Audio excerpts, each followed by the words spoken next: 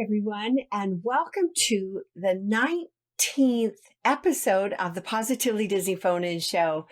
And thanks for joining me tonight, especially my Twitch TV followers, as well as you guys on Facebook. It's really nice to have you. You know, I am Kimberly Bouchard, the host of the show and the author of the Positively Disney book series. And I can't tell you how often I come across a story that really touches my heart. And I finally had the chance to watch something yesterday, and it was a documentary called Life Animated. Some of you may have heard about this documentary, some of you may not. It was actually released in 2016. And I don't normally talk too much about a show or movie, but I really thought I would dedicate this episode to not only about the documentary, but some of the stories that I've had the great privilege to do regarding the autistic community and the children in it.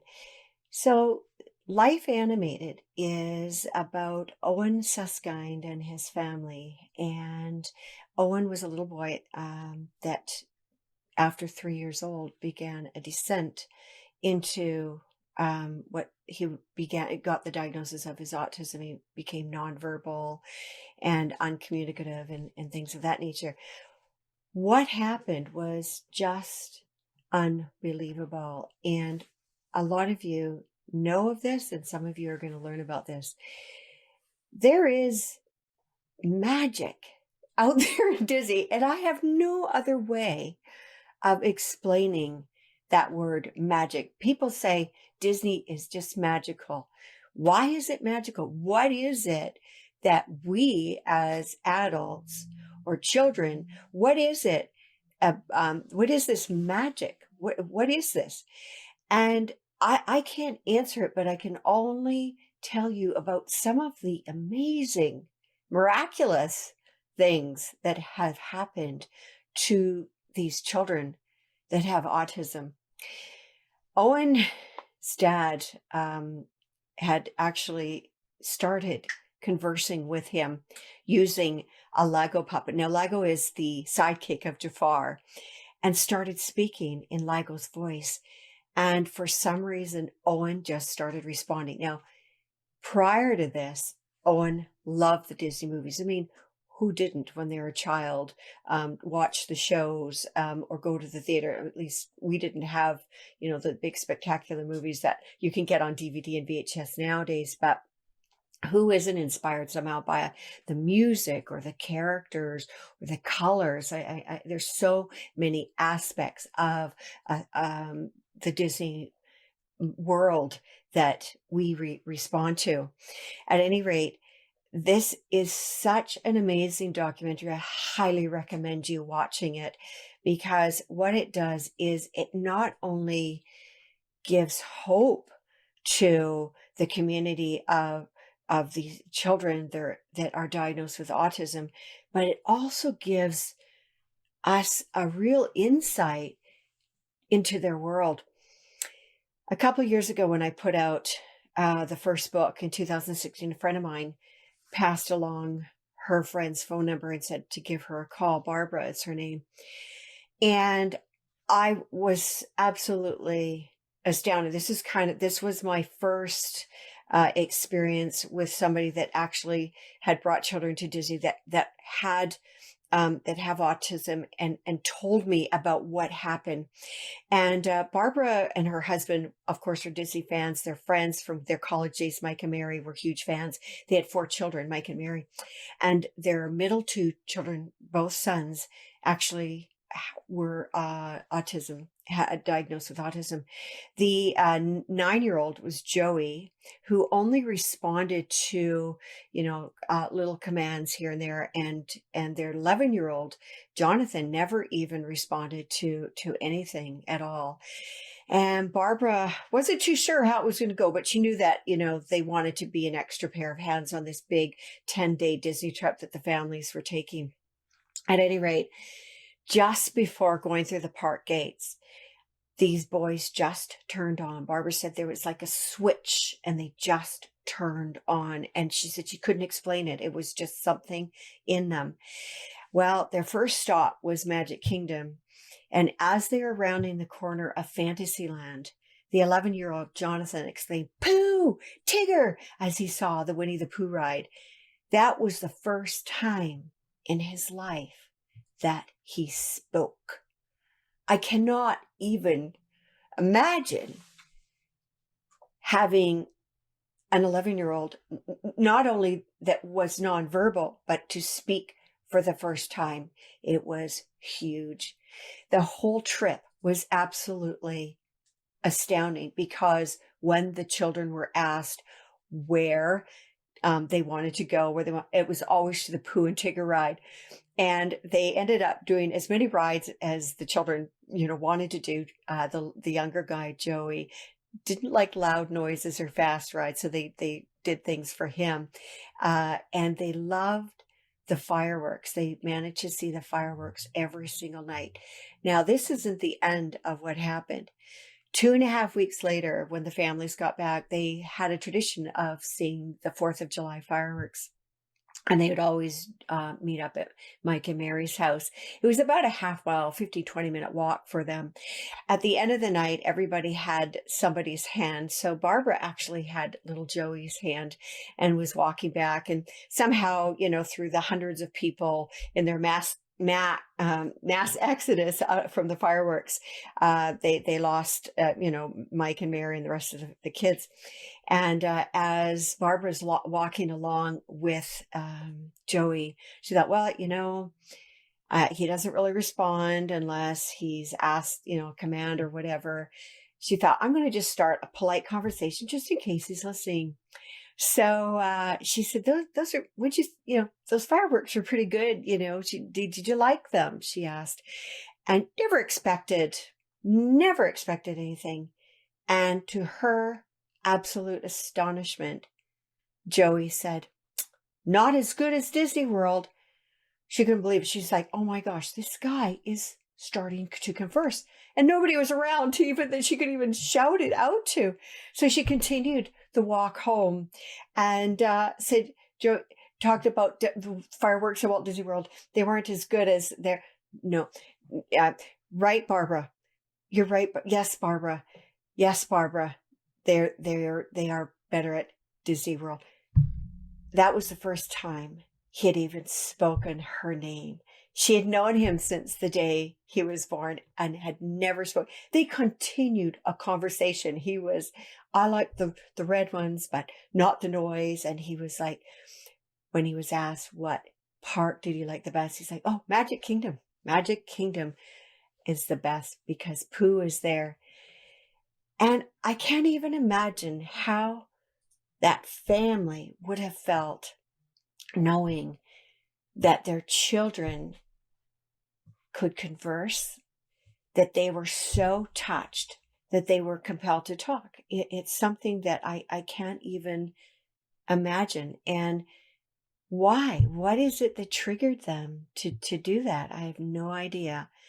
I have another little boy, his mother, Tony, who was quite the conversationalist, was, pretty, I'd say, taken aback when her son, who was 6 at the time when I heard this story, was nonverbal. He could do very few responses to commands, but he was by and large nonverbal. And they went and took their first trip to Walt Disney World. And some people are afraid. They think because of the overstimulation, their children will have a meltdown. Yeah, some of them do, but they get better.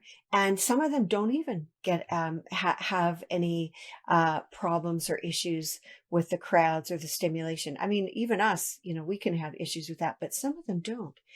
And something that they found, they got on the It's a Small World ride. And this little guy started singing the song.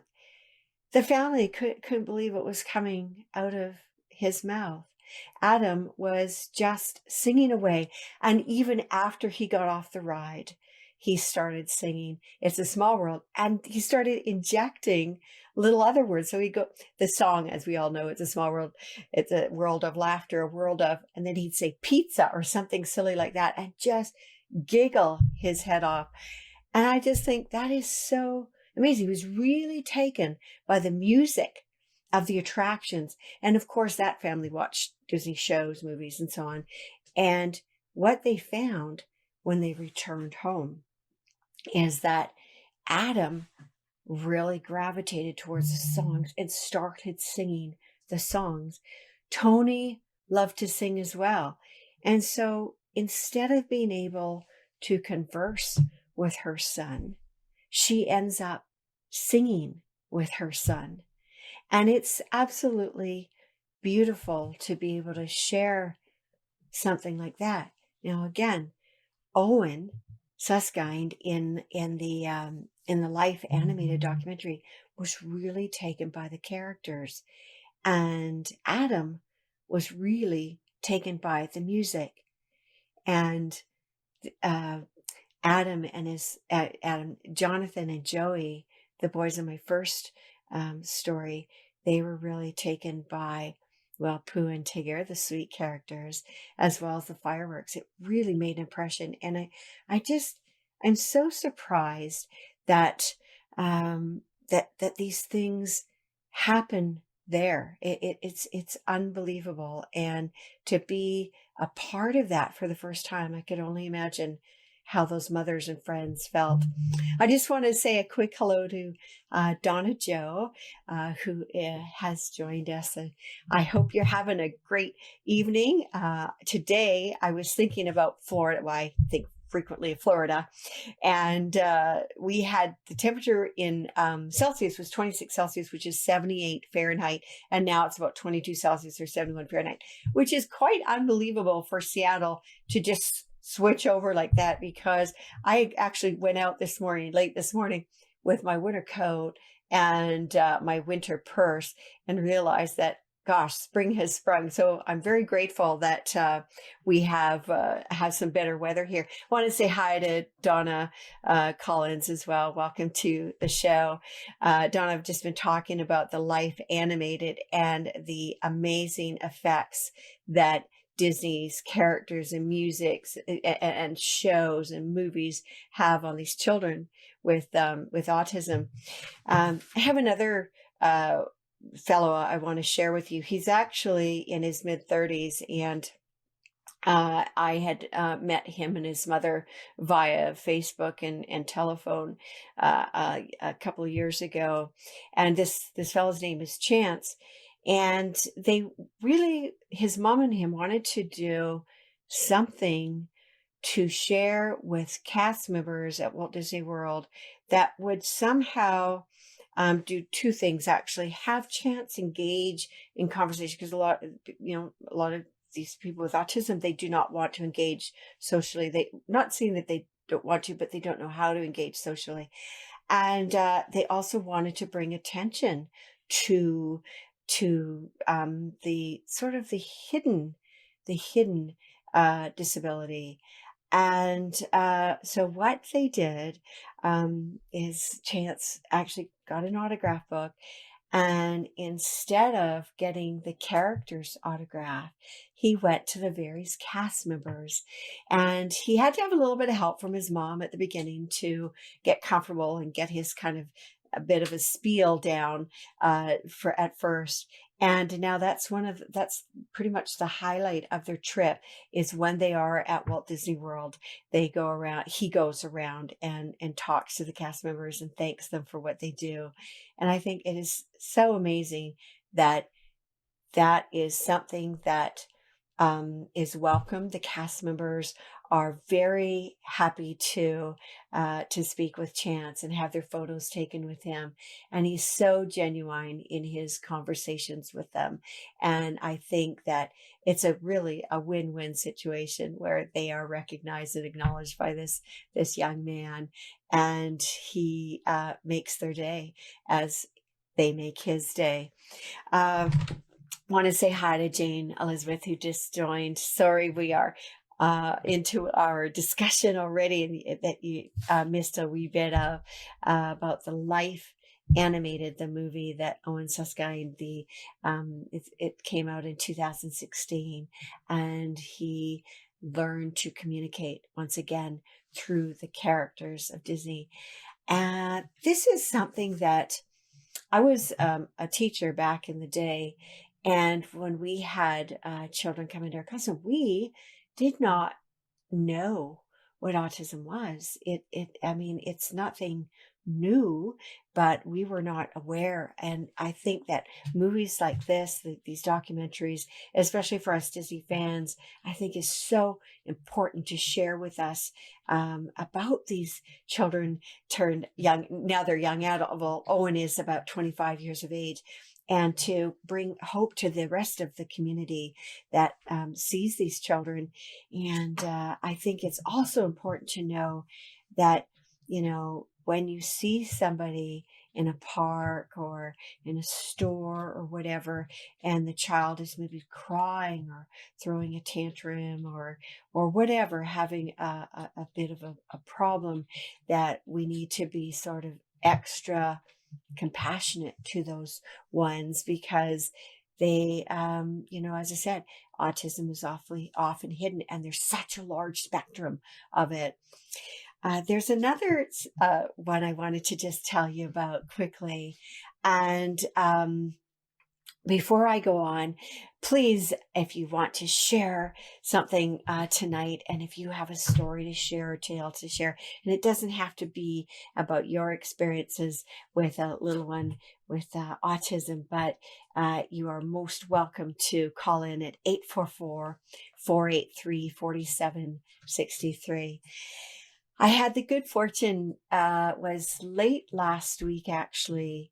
I spoke to a woman who told me about her son. And what grabbed my attention with her son was this amazing ability to draw the Disney characters from memory just perfectly, beautifully. It was absolutely amazing. And I had the chance to speak with her, and she told me your story. I'm not going to tell you all of it because it's actually going to be in the fourth book. But again, this child, the family, of course, watched the Disney movies and shows. He gravitated towards the characters, particularly those of Toy Story, which I love, absolutely love. And his favorite character was Donald Duck too, which I thought was really fun. And this little boy had been verbal. He had been saying mama and different words when he was 3 years old, 2 years old. And then he went down this path that even I do not understand. I don't know if the community really understands it, the medical field, but he lost the ability to speak. And his mother, I mean, it's been quite a journey for the family. And she took matters in her own hands and did everything she could just to hear him call her mama. And one of the things that she did was she started drawing the characters. She has a little bit of an artistic ability. Started drawing the characters and dialoguing with them on a whiteboard. And she did this for a very, very long time. And what happened was short of a miracle when he started speaking to her and said her name, Mama. It just was amazing. Really, really amazing. I'm going to go to a call now, and let's see if I can grab that call. Can you grab that call for me? My right hand man here is going to answer. Hello, welcome to the show. Hello. Let's see. I think we lost someone. Did you hear the ring? Okay, I think maybe can we dial back? All right, we're going to dial this number back here to see if we can get through. Maybe we didn't quite answer it quite quick enough. And in the meantime, until we get the person pulled up again, and it's It's just, as I said, it's just really amazing. Some of you guys have heard about Hayden with the mariachi cobra. There's another, just amazing story of this young man who's 18 now, same age as my youngest, having perfect pitch and conducting in time in front of the mariachi cobra, and was invited in. Oh, here we've got our caller coming again. Let's see if we can pick up on that. Hello, welcome to the show. Oh, I just lost you there for a second. Hello, can you hear me?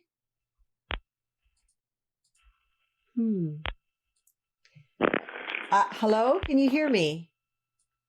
I can hear you. Oh, I can hear you. Can you hear me? Yes, I can. Welcome. I thought I'd tell everybody that this is my friend Lisa, who has an interesting story to share with us. Well, she probably has several stories, but I met Lisa through the Irish dance world, and Lisa has a beautiful young man named Daniel. He has had some amazing experiences at Disney and with Disney. So Lisa, go ahead. How are you doing tonight? I'm doing great. I got your the Life animated, and I watched it. Did you? And I haven't finished it. Yet, but it's like watching a story about my son. Yeah. He's, I think the boy in the movie is a little bit more capable, but they both they communicate through Disney, and that's how you can find out what's going on with Daniel is yeah, you can get him to talk by talking about Disney movies. So yeah. Can you tell us how that all started with your guy? How you discovered that? Well, he grew up from the time he was just a baby, watching all the Disney videos, and then going to the theater and watching, his first movie that he went to was Toy Story in 1995, and he was 3. And he owns all the Disney movies, several different copies of them. Oh, and he watched them all the time. And then the first time he went to Disneyland, he was 9, and it was like a light went on, and it was like he was home. He lived, and he just watched these movies over and over and over and over and over. Knows all the dialogue in all of them. He can tell you. You can take any line from any movie and say it and say who says that, and he will tell you. And he knows all the characters. But anyway, when he went to Disneyland, it was like, he just turned on like a light bulb. It was like, oh, I'm home. Well, this is my family. These are the people I talk to every day. So anyway, watching that Life animated is just a little bit of a tearjerker for me. Yeah, of course. A lot of parallels there for sure. Does Daniel does he like to use the voices? Does he use the intonations of the characters, or how does that work with him?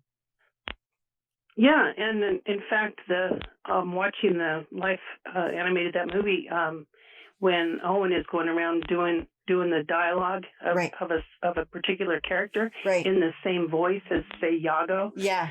That Daniel does that, and he will sing the songs from the movies. Just a few words of them. Okay. Lately, he's been doing Sword in the Stone, that Disney movie. Oh gosh. And talking about Mad Madam Mim. Oh. And I mean, it just goes on and on. So it was just like, this is exactly what Daniel's like. Yeah. So, anyway. And do you? Yeah, what a tearjerker for me. Yeah. Well, of course, it's absolutely close to your heart. When you are talking to Daniel, do you use the voice of a character? I mean, I know you don't all the time because I've seen you interact with him and talk to him. No, but if you really want to get him to talk, and interact with him. Okay. The way to do that is through talking about Disney movies and maybe playing a guessing game of, who's the bad guy on such and such a movie. Right. We bought the Disney trivia games years ago. Oh yeah. And he, and we play those with him, and he won't play typical games, but he'll play that one because he's really good at it. Yeah. So, Yeah. Yeah. Uh, He's not much for interacting or competing on a game, but he does that, I think, a lot because he's just so good at it. wow. And so Yeah. he also memorized all the lines in the movies, or the basically memorized the plot lines, or what has he done as far as the movies go? He just knows all the verbiage. You could He pull a does. line out of any movie and say it and say what's that from, and he'd tell you. Or he just Oh knows my everything about gosh. Disney movies. Wow. And when he goes to Disneyland, it's just like it's just an amazing thing. Oh my goodness. Like, I don't know about you, and even but though it's yeah. go ahead. No, no, go ahead. You go ahead. I was going to say, I'll tell you something. Even though Disneyland is a really overstimulating place for people with autism, Yeah. for some reason that place doesn't bother him. Going to Arctus, I can take him into awards, but only at the very end when it's his sister's up, because he can't stand that screaming and yelling. But Disneyland, it's just mayhem. It's just total overstimulation, but it's okay because it's Disneyland. Wow. Wow. That, Yeah. I don't know about you, but I can't even remember most movies, to be honest with you. But I know. to be able to pull out lines Yeah. of a movie is absolutely astounding. That's a gift. I mean, that's something that I definitely won't have and don't have and will ever have. I think it's amazing. Do you guys watch a movie? Do you have a movie for him every day now, or does he like to watch something every day, or listen to the music or something like that? He doesn't. Right now he's kind of on a jag where he's not watching movies, and the only time we'll watch them is if we're like waiting in the car. Oh, somewhere. Gotcha. Okay. But so right now he's not doing it right now, but all up in most of his life, he's 25 now. Yeah. But most of his life he's just watched Disney movies all the way through and knows them all. And he did a lot of the where he would watch the same movie. Okay. Over and over and over for a week, and then the next week it would be a different one. Oh, wow! So I don't know if he was memorizing them or what, but he would get on a jag where he would only watch that one movie over and over and over. Oh my goodness! So maybe you almost started to learn the dialogue too, huh? Yeah. Oh yeah. I know the characters too. Yeah. But I don't know it verbatim like he does. Yeah. And so you said that. Did you say Toy Story was one of his favorites? One of his go-to ones? That was his first movie he went to. He actually went to the theater. Okay. He'd watched all the videos beforehand, but the first movie we actually took him to, he was 3, and Toy Story had just come out. Oh, that's wonderful. Now, does he have sort of a favorite one now? I mean, apart from right now, he's kind of taking a little hiatus a little bit, but as an adult, is there something that he particularly goes to or likes? Not really. Not really. He likes them all. He just likes them all. Oh gosh. That, isn't it wonderful? Yeah. Go ahead. It's like he's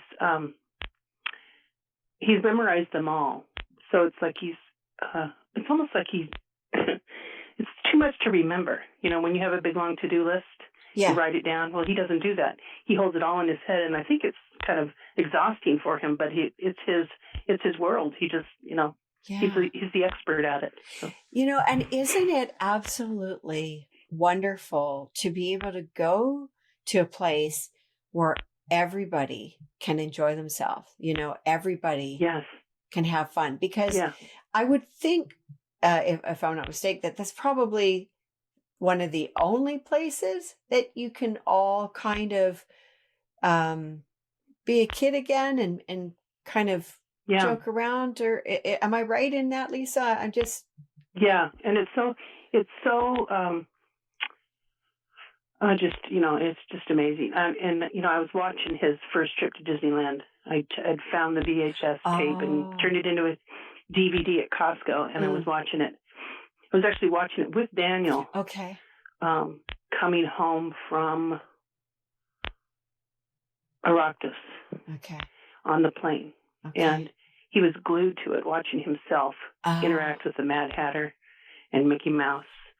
It was amazing. So yeah, I was wondering about I that. mean What he thought of watching himself with the himself. characters when he Yeah, was little. yeah, and it was a lot of years ago. So he Yeah. was watching his 9-year-old self interact, and watching him walk through Disneyland. It was like he was giving us a tour.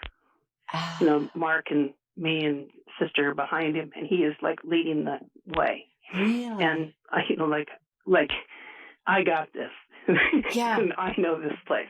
It was his first trip there, but he was like, okay, here we go. And we have video of him just kind of leading the way and stopping and going up to like Tigger. Hey, Tigger, and talking to Tigger. It just, he has autism, so he has kind of a spatial problems where he just gets right in somebody's personal space. Okay. And he didn't realize that, people are waiting there to like moms and kids are waiting there to get in line to see Tigger. Yeah. So he just walked right up to Tigger, hey, Tigger, and started having a conversation with him, and you could see that the moms were like, hey, get in line, Yeah, yeah. No, but he's oblivious to it. And Yeah. I just kept going up to the, we tried to tell him, you got to get in line. But and then he ran into Flick. Hey, Flick. Oh.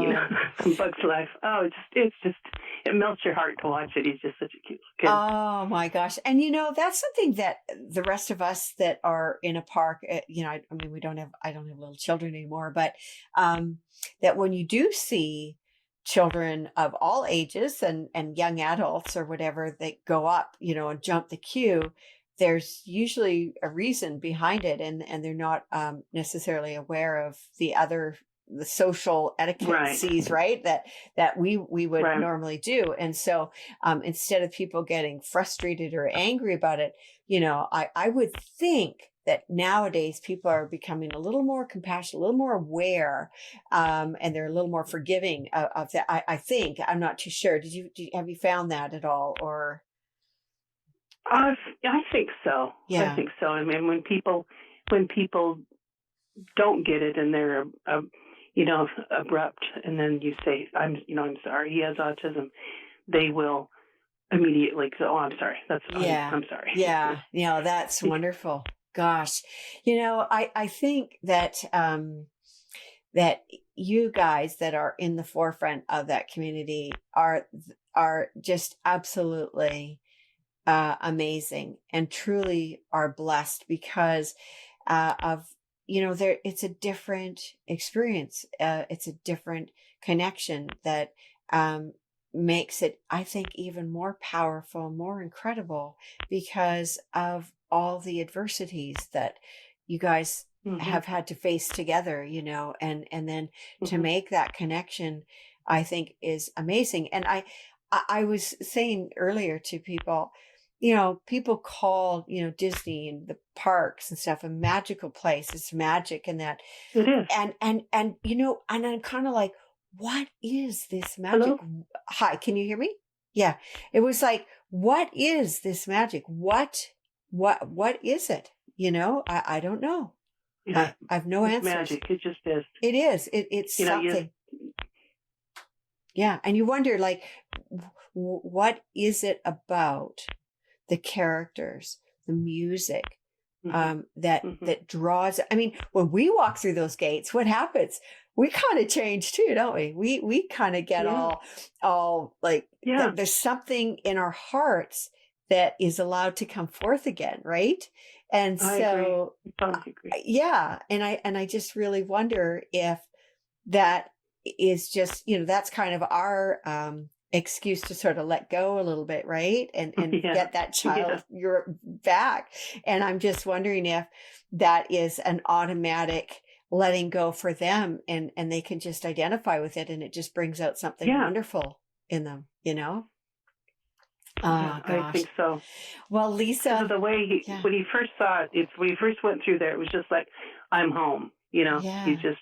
Well, we all feel that way, don't we? Well, yeah, but new situations are usually really, really hard for him. That's true. Changes but this was just like, I got this. Yeah. He was it was amazing. And confident, like the confidence, because that's something that isn't always there, is it? Right. And thanks for telling me about that movie. That's just, I mean, amazing. Yeah, you're welcome. Well, I know that I had been made aware of it several times over and just kind of never had a chance. And I'm like, okay, I'm watching. So I watched it yesterday and Hmm. it really, as I said, I think it really just brings a lot of hope to the communities Yeah, of autism, I agree. and also just, um, it makes me, it just makes me happy to see how how Disney does it. How, I how know. It's, it, it's so amazing. I love it. So any of you that are watching, check that movie out. You can watch it, I think, on Netflix or Hulu or whatever, something like that. And it's really worthwhile. And, I have to give it to also, the siblings, of the brothers and sisters of, these children. I will call them children because it doesn't matter how old they are, they're still our children, right? and, Right. and Exactly. how the whole, it affects the family, and this is Hmm. all that the siblings know of their brother or sister, and how Hmm. they've had to, adapt, to interact, to communicate, to, care, for them. And I think it's a very powerful story to show, I mean, you've got a beautiful daughter that, is very compassionate, very caring for her brother. And it's a real privilege to know you guys. And, Oh, thank you. to see, Owen's older brother, Walter, and there's Yeah, moments that, he realizes that he will be the one caring for yeah. his brother and loves him. Like, it's the unconditional, powerful love between the siblings Hmm. too, that is quite beautifully portrayed, really. Yeah. Yeah, Yeah. it really is. And Uh, it's it's a in it's a tragedy. yeah, Autism is a terrible of, thing, of but course. it it creates all kinds of new blessings where Leanne is raised with such awareness of disabilities. She's Yeah. it's just she Yeah. treats people differently than Of a typical course. kid would. Of course. Yeah. Yeah. No, she's got a lot of compassion, and as I said, it's wonderful to see. And, it's just, I'm really glad that you could come on and share with us because, I'm Yes. kind of Yes. third party here, kind of talking about the movie, which it really did touch me. And I'm not too sure where Oh. you're at in the movie. We can chat about that after, but, it's just, yeah, when you finish it, you're going to, it's surprising, actually, how far I came. And I mean, as you know, there's I a know. big It's spectrum. amazing It's a big how far spectrum. he came. Yeah, yeah, it's a big spectrum, and, I'm just so grateful that, that we've got Disney. Me too. Me Yeah, too. yeah, for everyone. Daniel's bedroom bookcase is, I mean, the rec room and his bedroom are just full of Disney movies. Yeah, So when I saw that on that movie, I was just like, that looks just like Daniel's room. yeah. So Oh, funny. that's wonderful. There's a lot of, I realize now that there's a lot of movies. I've seen a lot of movies, but there's still a lot of movies that I haven't really seen. And, Yeah. and I only say that because I discovered, I'm talking about some movies from the 30s that, wouldn't have really been something, well, definitely not marketed in our day and age. Right. And I Yeah. am curious to see, those earlier movies and kind of do a little comparison to the movies of, tell you that, when she mentioned, the word Oireachtas, some people probably wonder what is an Oireachtas. Oireachtas is actually means gathering in the Gaelic language, and it's actually, when she was talking about the Oireachtas, that's the world qualifiers for Irish dancing. So I see Daniel at some of those major, competitions, and that. At any rate, I think that I'm going to wrap up the show for today. Please take a peek at that documentary. I think it is absolutely wonderful and heartfelt. And thank you to all of you guys who joined me this evening. And, have a wonderful week and be safe. We'll see you next week.